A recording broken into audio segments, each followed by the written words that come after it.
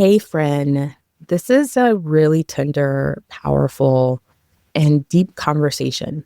So, I want to give you a little bit of guidance while you're listening to this episode. We're going to go into deep topics that are heavy around grief, loss, healing, and chronic illness.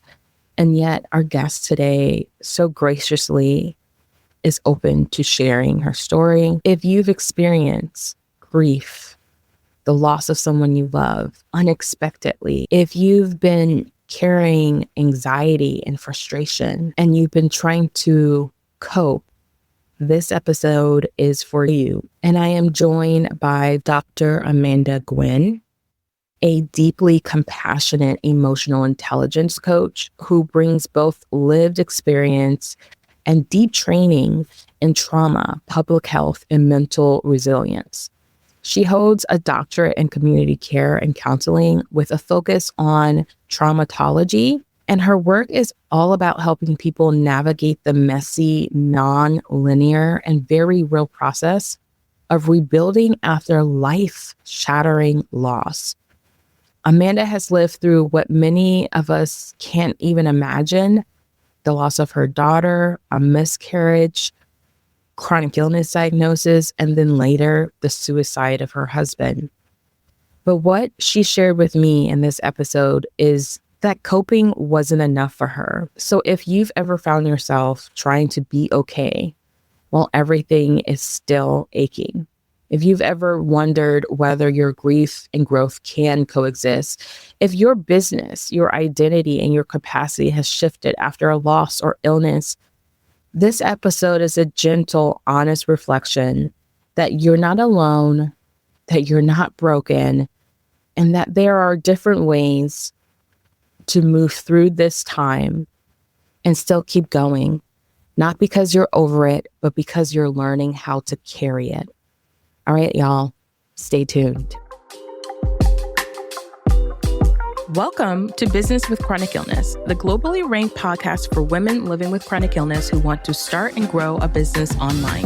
I'm your host, Nikita Williams, and I went from living a normal life to all of a sudden being in constant pain with no answers to being diagnosed with multiple chronic illnesses and trying to make a livable income.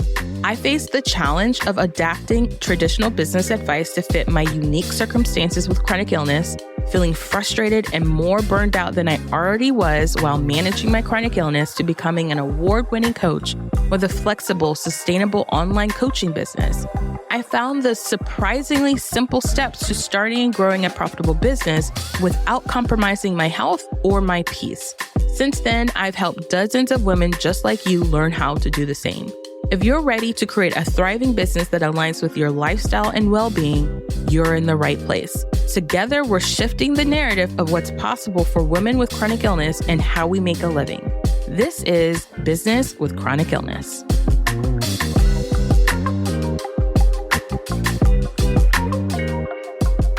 Alrighty, so I am so excited to have Amanda on the show today. We're gonna go into I feel like when I first started talking with you, Amanda, I felt so much like compassion and empathy and deepness. Like there's so much there for us to go into. And I think the topic of grief, trauma, healing, loss are all things that we all experience going through or living with chronic illness, on top of other things that life have, like we're going to talk about. And when they compound, right? When things compound, when you're feeling all of the things and all of the different ways you can feel grief, loss, and trauma, I'm curious, what has your journey been when it comes to coping? And I guess I want to say allowing space for it. That's a good question. So I like to say, I try not to use the word so much as coping. It's like exploring avenues of healing. I like to use that because coping feels very stagnant to me, and I don't want to sit in that place. I want to learn and I want to grow from everything that I've been through and all that I continue to endure. So some of the ways that I work through all of my trauma and my grief, my loss, is through remembering and identifying through my emotions, emotionally and spiritually, knowing where I came from and loving myself. So for me, that path has looked a lot of different ways, but I would say that's more of how I try to embrace the changes that I've had to go through. Just continuing to know that keeping an open heart and making sure my mind shifts with all of those changes. Like I said, understanding my emotions and being able to adapt. I mean, just the first two sentences of like, instead of coping, I like exploring. I'm like, ooh, that is, I haven't quite heard that before in that way. Love that place of allowing space for movement. Why does the word coping feel stagnant to you? It feels like it's not so much movable. And sometimes you can hit these difficult places in your life. And for me, I don't want that type of movement to create more stress. And I want it to be more of a place that I can embrace rather than take that technique of just dealing with it and being able to be more mindful of it, being emotionally mindful and open to it. I like that because I know in coaching, we talk a lot about reframing. We talk a lot about changing, like trading words that don't like really serve us, that hit us differently. Like for me, one of my words is like, everyone talks about consistency. And to me, that's just not a word that feels good, but being persistent does feel good to me. It ultimately creates, right, consistency, but to me that's a better word. And for me, right? So I love that you're sharing like, hey, here's another way that you could also view managing, growing through, which is not necessarily coping, but it does create a coping skills by thinking and leaning into that word of exploring. So I love, because that's what we have to do, like things that help us to move forward is trading words, trading things that mean something to us. So I love that you shared that. In your journey, let's talk a little bit about that for a moment. Like, let's talk about how you came to realize that I prefer to think of exploring over coping. What led you to coming to that place? Yeah, so it's been a lot of struggles. Many years ago, when I was younger, I struggled with negative cognitive thinking and questioning my intelligence. Really, I think that's where it began. But then as I got older, I started realizing I had chronic physical pain. And at a young age, I struggled with menstruation and just consistent pain or passing out. And it was terrible at such a young age. And eventually I did get diagnosed with endometriosis. And because of that, I was always in excruciating pain for a very long time.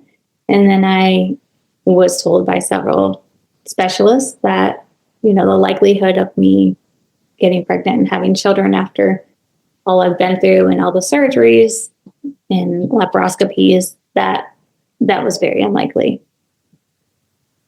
Fast forward several years, and I was surprised to find out I was pregnant in 2005 or 2004. I found out. And then in 2005, I had my first daughter. And Jolie was born in 2005 with something called trunca's arteriosus. And my husband and I were left to make decisions on her heart surgery and what to do with that. After her second heart surgery, we were left empty and broken by the loss of our daughter. And I began to wonder if I truly was a mom. Because she was only alive for 3 weeks. And then a year later, I had a miscarriage. I began to wonder if I was supposed to be a mother. Motherhood was not striking well. However, I began fertility medication soon after and was blessed to have my son. Mm. And as soon as I was able to start fertility medicine again in a safe zone, then a year later, we were blessed with another daughter. Mm. So I was joyful and excited, by the news of the past that, that wasn't actually going to happen. Mm-hmm. And then on May 9th, 2015, my husband took his life 10 years after losing my first daughter. And while I had went through excruciating physical pain with endometriosis, I never imagined all of the pain, emotional and psychological pain of losing my child and my husband 10 years apart. And so that is really what set my journey in this life to really start to wonder what path in life I wanted to take. That's piece of my journey. I mean, I think when we talked about this in our get to know each other chat before this, I was just like, I am so sorry for all of that, all the loss and the challenges that comes with that. And also I am inspired, but more curious in this journey of loss and grief that you seem to have found from where we've just briefly gotten to talk to, a place of moving through that grief in a way that it hasn't consumed you, right? Because I think, unfortunately, loss is a part of our journey in life, and it never comes in a convenient space or time. And I also feel like those of us living with chronic illness, especially endometriosis, I think the majority of us have been told in some way, shape, or form, either you can't have children or it's going to be difficult, or the opposite, literally the polar opposite of, no, you need to have children so that you can put your endometriosis in remission. And those strikingly different experiences, right? It's kind of crazy. And I am one of those folks who living with endometriosis who was told literally both things from multiple doctors. It's just kind of baffling. And then for me to have the choice later on in life to decide that I wasn't going to have children and come to peace with that. But at the same time, there's still a grieving, there's still a loss of being that's not something you're going to have. It is one of those contemplative places to be wrapping your brain around, and then just continue to move through life. And so I'm curious to know, one of the things you mentioned was this physiological and mental pain, right? And you've already kind of touched on it, exploring what kind of things did you do or have you been doing to explore soothing or finding comfort or finding tools to get to a point that now you're starting a business, you have a whole, some of your just amazing things that you do is amazing. When I was looking up everything that you do between helping those who are also going through similar loss or challenges or transitions in their life, from the healthcare management system to, military suicide, just so many things you've done. You've taken so many things while processing your own grief and loss. I'm curious to know what tools, what stories, what exploring has led you to being able to live the life that you're living today. I've also been told all of those same things, especially. So I will identify that. Yeah. And having the babies was not a cure. I still had surgery after that. Yeah. Thank you for the question. Yeah. So all of the things that I have ventured through is ultimately because of the losses and the pain, and knowing that there has to be something on the other side. And so one of the places I started was obviously started my academic career, and that was in healthcare and understanding the healthcare system more. Mm. Not that we all could, but trying. Isn't that interesting about the healthcare system? Like, to go to school and kind of understand it and still be like, this is still crazy, right? Like, Absolutely. I absolutely was doing that in school, going, oh, okay. And it also changes so rapidly, mm-hmm. And then going back to school after my husband's suicide. So I wanted to learn more about that. I was not educated in that.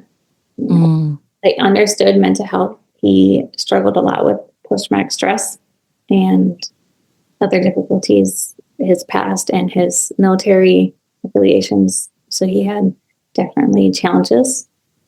So living in that was a struggle. But I needed to understand myself and why, knowing all the struggles that we've been through for so many years, why I didn't catch that. After a suicide loss, you have a lot of emotions, and one of those is shame and blame. And those hit me really hard after his loss, and just trying to understand how to overcome that, so to speak, because it was almost debilitating. And so I went back to school to get my master's in public health, and I wanted to help communities in the mental health field. And I also wanted to understand my own loss. So that's why I did most of my research was on military suicide. And then apparently I wanted to go on. So God was kind of pushing me in that direction. And I wanted to learn more about trauma. And so I went and got a doctorate degree in education, community care, with an emphasis on traumatology counseling. And so I wanted to study trauma in various different avenues, and not just mental health and suicide, because there's a vast majority of different traumas. And so that really gave me a larger perspective of what the world goes through, really. And that has actually led me into going into emotional intelligence coaching, because I now want to really help other people understand their emotions, because I had such a vast majority of emotions going through first my daughter's and trying to understand it, and then really the complexity of suicide and my husband's, and and instantly becoming a solo parent. So I was juggling, like anger, annoyance, and then disgust of what happened and how this happens in the world, to joy of watching my kids graduate from, first, second, third, all of the grades. And then I also had admiration, because I'm admiring all these other widows that have walked this journey. I've also watched and maybe this is why I don't enjoy the word coping, because I've seen so many people cope and then get stuck. And for me, that's not something that I really felt like was going to be my voyage. And so through all of these different emotions, I wanted to embrace the growth aspect of it. And so really, I wanted to come along and not just support myself through it, but support others. And that's where I became a peer mentor. And honestly, early on, it was strange that I would literally have people calling me going, oh, I know this widow, or I know this, or the suicide loss, and which complete open doors for me to allow people to come speak to me. But it also helped me realize that I can help others through this journey, because I had to remember that my flow isn't going to be the same as everybody else's. Learning to grow and incorporate all of the pain and all of the loss, and realizing that I can transform that into growth, was really the thought and behavior that I wanted to put behind everything that I had been through. Yeah. I mean, I feel I find it interesting, and I'm curious too. You went into, it sounds like you went into like learn it mode, like learn it, like grief happened, and then there was all of these questions. Was there a long period of time before you moved into like, let me figure this out? Was there? Of course, grieving is not a one and done. over time. It's happening all of the time, right? But was there, after the initial shock of your loss of your husband and then the culminating of like being a single parent, was there a time before you were like, yes, I'm going to learn about all of this? I guess I would say, was there a wallowing in it period for you? Or was just like, no, I don't have time to wallow. I need to figure out what I'm doing. Like, what is this? I did not really have a wallow period. So when I graduated my bachelor's degree, my husband and I talked about going on to get our master's. He came out of the military, had a couple of different jobs, and had graduated and became a nurse. And so we talked about him getting his master's in nursing. And then I was going to go get my master's. I was going for MBA to NPH. So I ended up sticking with my NPH. The next weekend, my husband took his life. And I did not want to let him down. And so I instantly applied to school. Now, mind you, I cried a lot during my master's degree because I thought that we were going to be working on it together. And I spoke to him a lot to help me get through that degree. It was difficult. But I went right into it because I knew if I didn't know if I would. And I really needed answers. That's how I looked at it, is I needed answers, and I needed a breakdown of why. We were just talking about our future. I know I will never get those answers. Yeah. But for me, it was a piece of reshaping the way I think about it. To understand a little more about how I can incorporate my knowledge into my healing. And that's really the first step that I took, was going right into it. Now, mind you, there was a lot of pieces where, I struggled I had a lot of crying days. Yeah, of course. I can't imagine not being the case. I was also actually fighting with the VA at the same time. So I had a lot of research going on. I had my school research. I was becoming a solo parent, and I was disputing with the VA. So it was a challenging time. I mean, there's a lot of moving feelings. I think I'm curious on, like,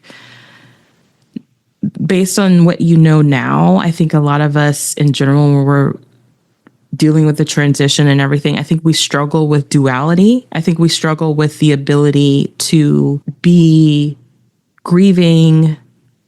And you mentioned this earlier, like, be grieving, laughing, and then like being disgusted, and then being excited for your kids. Like, I think a lot of us struggle with that in your like learnings and your own experience. How did you find peace or a level of understanding when it comes to being like, all of this can coexist and I can still keep going? A lot of it for me as a believer was praying.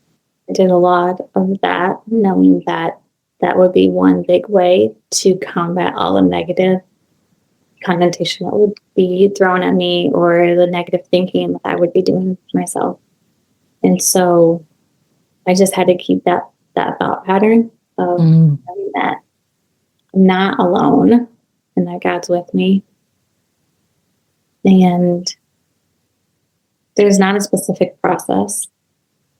And so to be gentle with myself and knowing that my emotions are going to help me move in the direction that I'm supposed to go.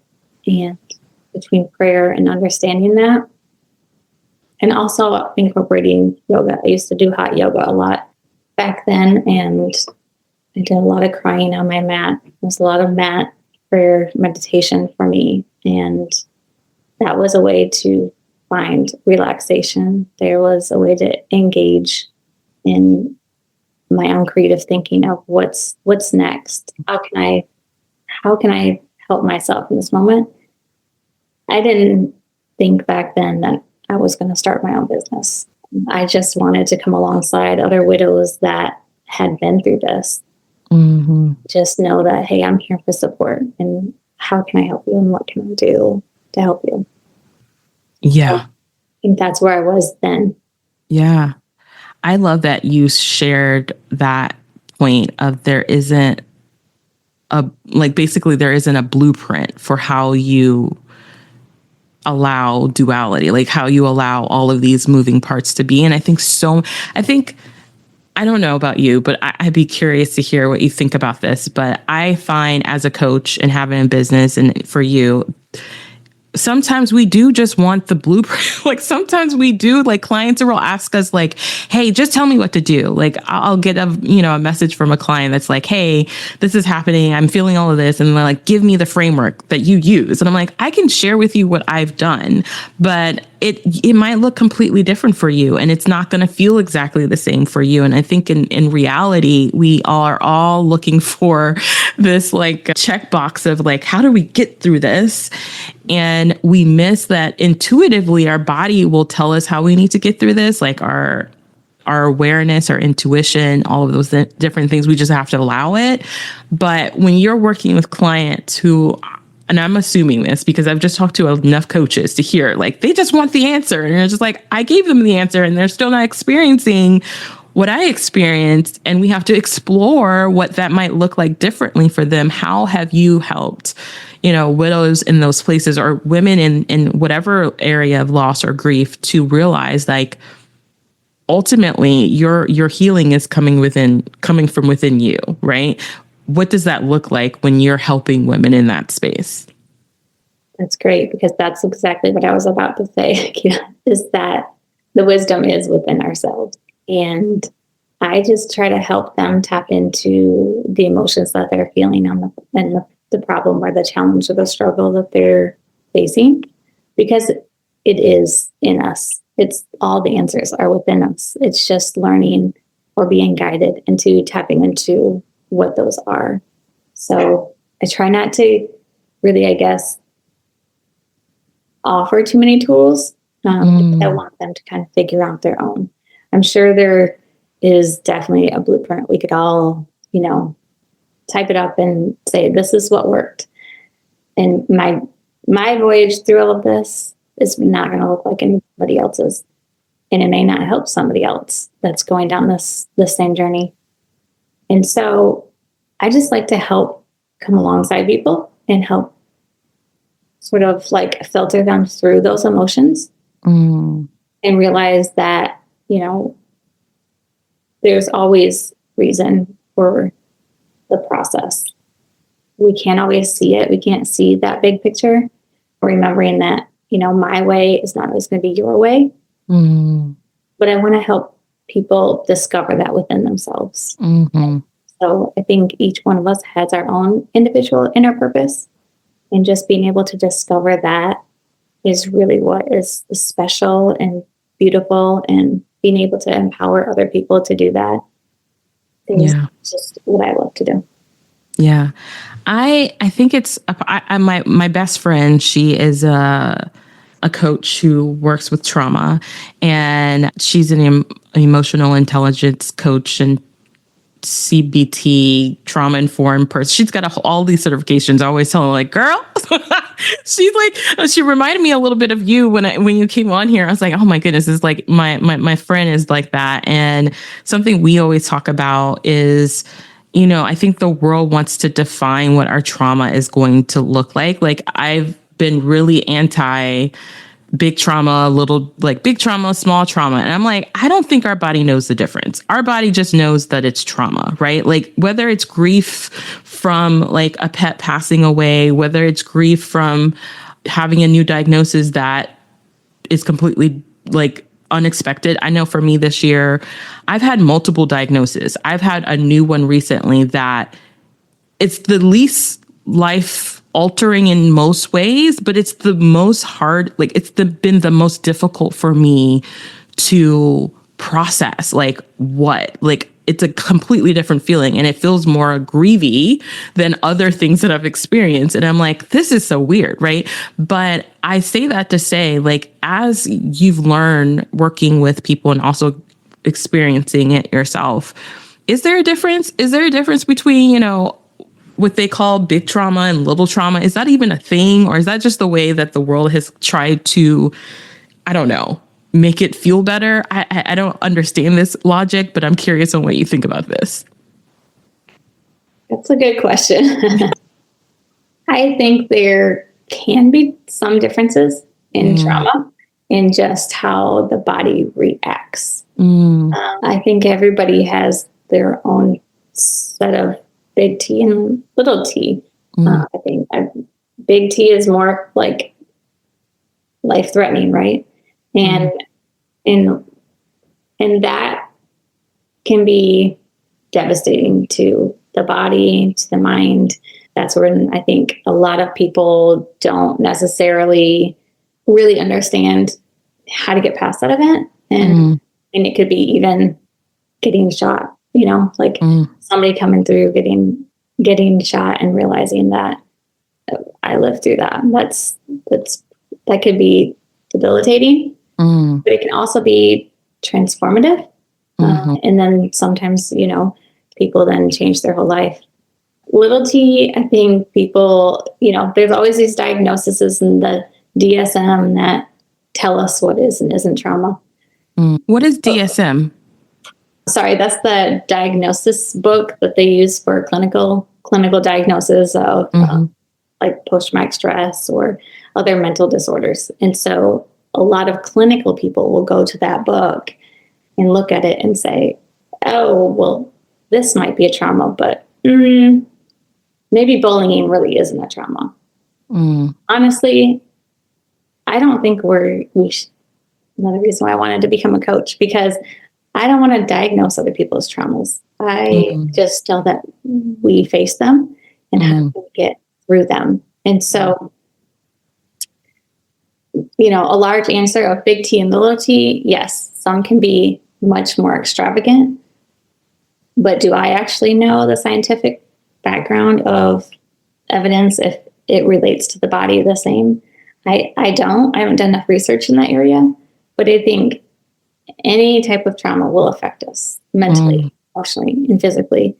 And I've had a child that has been bullied, and we dealt with all of that. Was it traumatic for her? Absolutely. Did it alter a lot of things for her at a very young age? Absolutely. So did losing her dad. So there's a lot of factors that you can play into trauma that you may not see the big picture of all of life's events. I don't know. Yeah. I think that might answer a little bit of it, but I think ultimately our body, kind of like the book, The Body Keeps the Score, our bodies, our minds, our souls really know when we're hurt. And that pain and hurt can alter a lot of things physically, psychologically, emotionally, and even spiritually. Yeah. I just don't want to have to tell people, yes, that is a trauma. No, that's not a trauma. No. So I feel you on that. I feel you maybe that's why we're coaches and not doctors. We're no, we just want to get to the root of how it makes you feel and how you need to move forward. That's a beautiful point. Let's help you through it. It doesn't matter how big or small it is. It's something that affects you, and how can it help you? So I appreciate you sharing that. As you've moved into having your own business and dealing with your own trauma and your own pain, loss, and grief, how has it been helpful in the process of building a business? I personally feel that business is quote unquote personal, because everyone says business is business. And I'm I think there are aspects of business that are actually businessy, like a contract. Yes, that's totally business, right? But how we interact with our clients, what we do to market, what we do to sell, how our values, that's all coming from a personal place. That's coming from a values-driven place. And it's also coming from our perspective. It's coming from our lived experiences. So you've shared with us your story of your lived experience of processing and going through and still going through loss and grief, but also running a business. and living with a chronic thing, right? And so I'm curious on how has that shaped how you have decided to run your business? And is there anything you would give as advice to someone who's in that similar space? So how it impacts my business is a lot through my empathy for others. Mm. So I know that patience, it takes a lot to be patient and to understand that there's growth, but there's also people who need a little more tender, loving care to understand they have that inner purpose. And so building a relationship is really imperative to me, knowing that I can be trusted in this process and that I can come alongside you to empower you to be able to move through the process of growth, because it is a process and there's not like a standpoint. It's just knowing that we're all going to get there. It's just everybody's time is different. So building my business, yes, I am not a just business person. I'm a relationship person. And so it probably impacts me some, because I'm still learning the business mindset, so to speak, because I'm more of a people person and emotional person. And so my love and kindness isn't always the best thing in business when you have to make those definitive answers, right? But I'm learning and I'm growing in that area.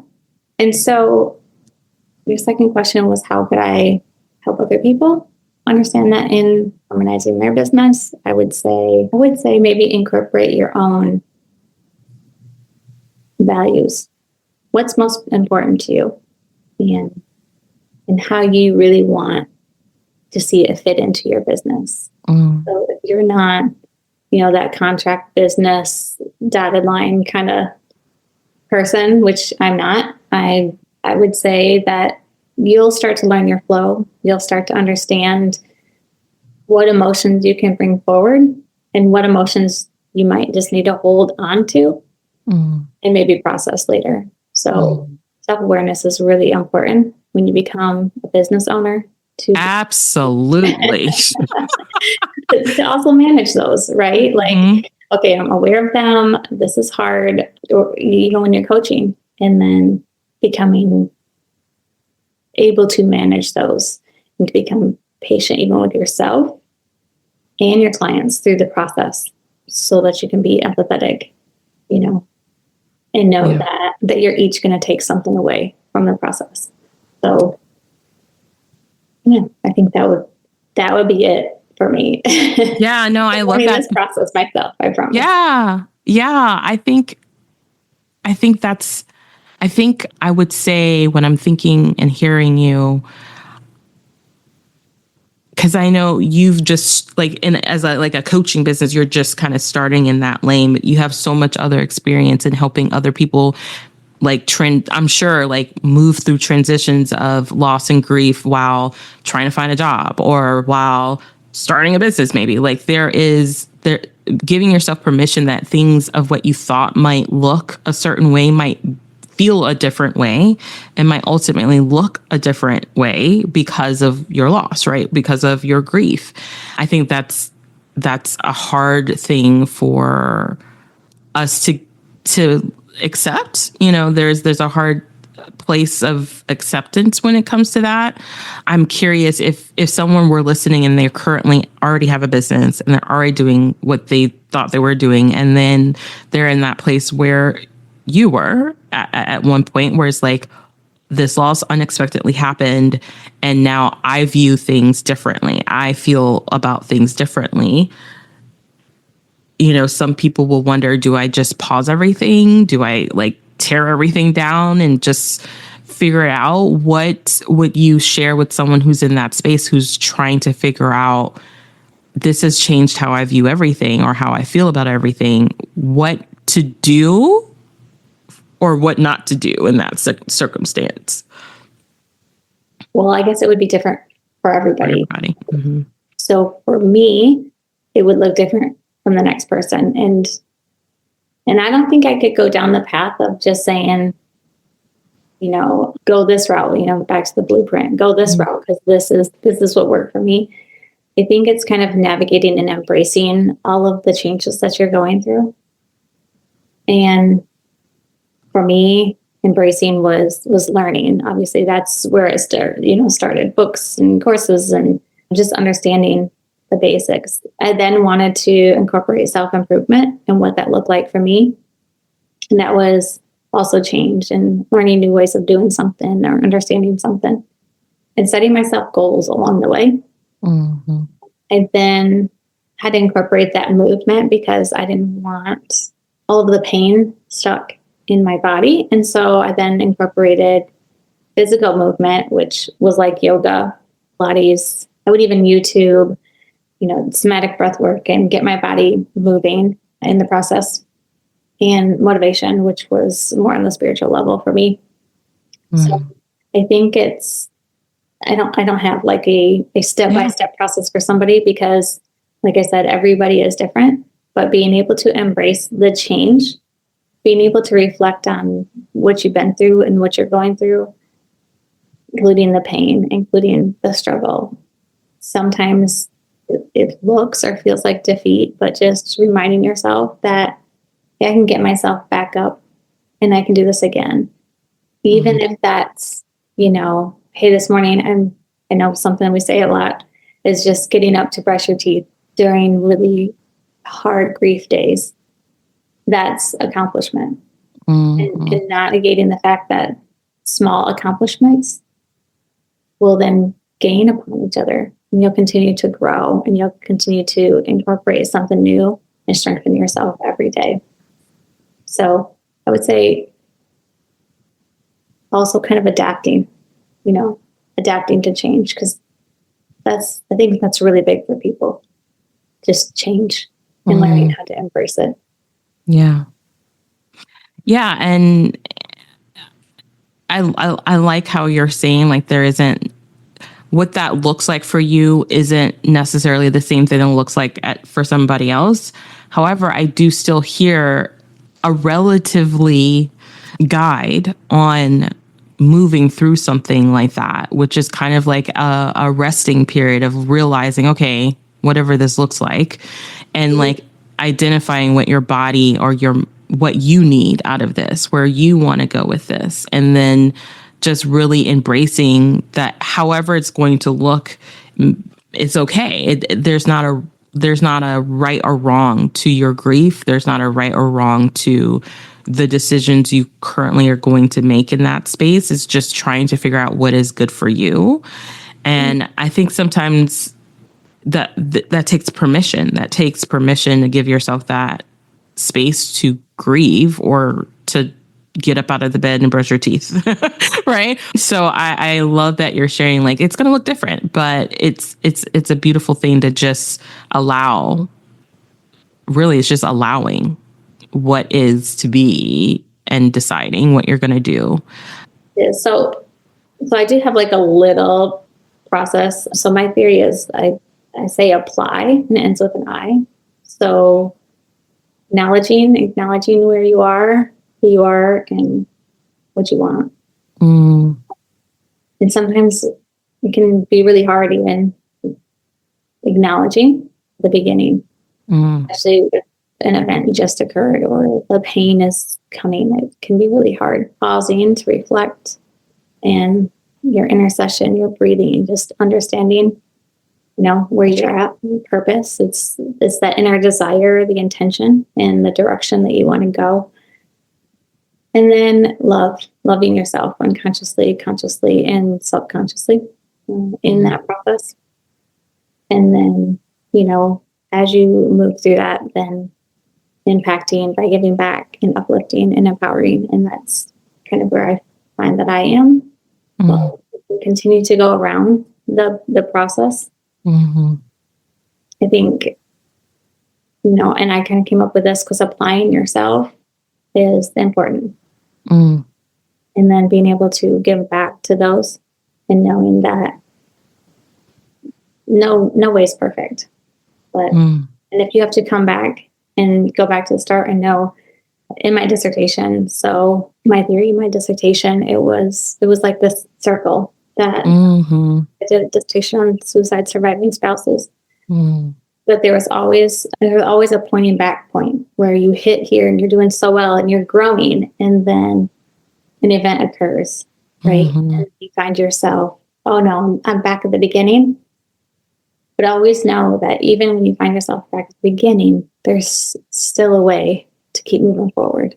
And so it was just really beautiful to hear the stories of all the women I was able to interview, their story of reflecting, acknowledging, and then going back and saying, I'm not done yet. I want to keep growing. So yeah, I love that. I love that. And not to, just to kind of bring it into a little bit of a lighter note. That's true with Pilates too. Like I have been religious with Pilates and then needed to take a break because of health or life and stuff. And then gone back and petrified that it will feel like I have never done this before in my life, right? And it's true, it feels like that, but when you get into it, you realize, oh, it's really, my body still remembers what this is supposed to feel like. It still remembers how to do this thing. There's a song recently that I've been listening to, I think by Halsey or something. I can't think of who it is actually. And it's the song, it's like the theme song, one of the theme songs from the Barbie movie. I know this is going way, Nikita's going way over, okay? Way on another place. But it's like, there's a line in the song where it's like, I don't know what it feels to be happy. I used to know. I will know, basically. And I think we, in general, with all things in life, when we have to do that cycle and we have to start back, quote unquote, over, to me, for me personally, the starting over at that very beginning part again is the most challenging mental thing, because it feels like a defeat. It feels like you have messed something up and you've already messed up already and you're going to start over and it's going to be so much harder. But literally it's just that hump of not allowing that belief to stop you from starting back over. That's the hardest part, in my opinion. And so when I'm hearing you say that about those who have some event and something happens and they have to start this process over again, it's just like, I want them to also know, it's like, the hardest part is like the giving yourself permission to quote unquote start over again. But in reality, your body will remember what it needs to do. Right. And it's like Pilates. I didn't want to go back to Pilates, but I put my feet in the straps and it's like, oh, we know how to do this. Like, it is, your body will not forget the things that will serve you. So just sharing that. Yeah, that's actually another piece of why I'm actually going to eventually incorporate Pilates into my practice. So I'm working on my Pilates right now certification, and then I'm going to incorporate yoga and somatic breath work, because I find that all of it is part of the process. And as you stated, the body knows, like, that comes from the brain. And I think it's the hippocampus. It reminds us that, hey, we've been here before. And it stores all of that to remind us that, hey, we can get through this. We can do this. Yeah. And the amygdala is our emotional part. So they work together to help us remind us. Yeah. What are those emotions that brought you through?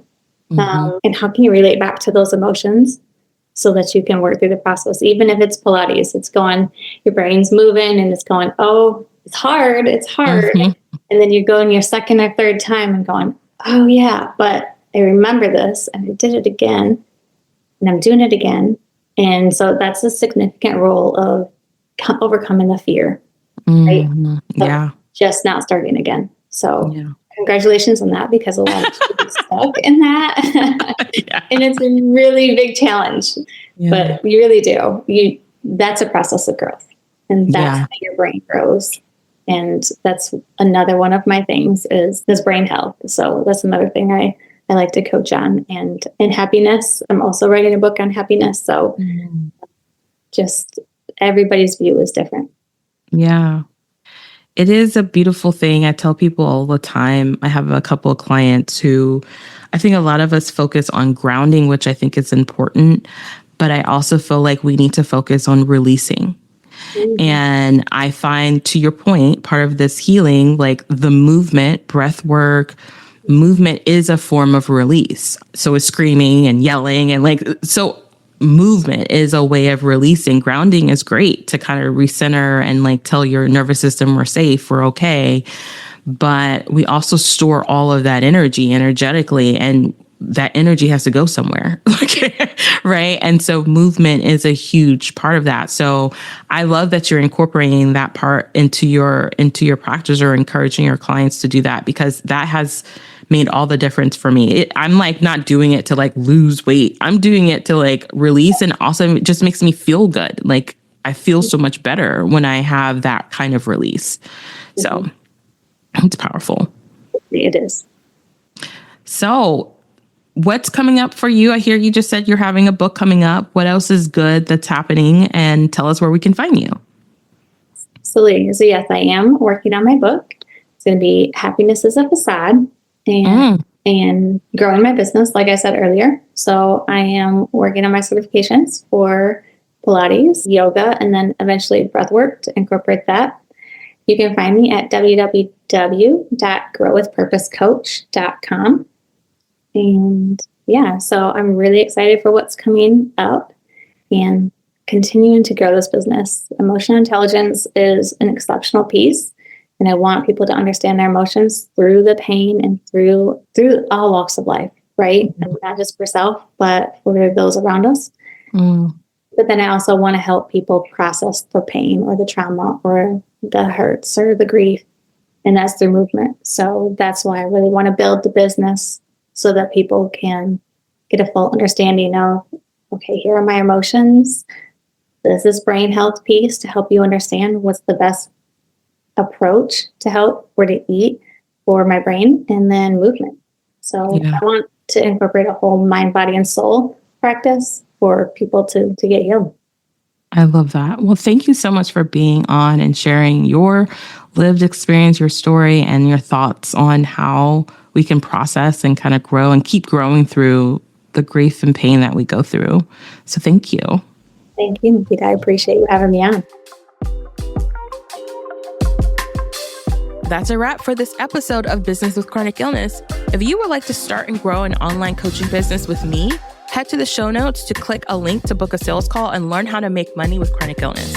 You can also check out our website at www.craftedtothrive.com for this episode's show notes, and join our email list to get exclusive content where I coach you on how to chronically grow a profitable business while living with chronic illness. Until next time, remember, yes, you are crafted to thrive.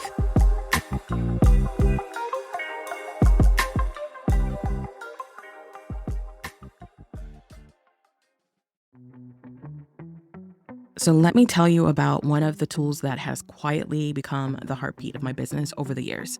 It's HoneyBook.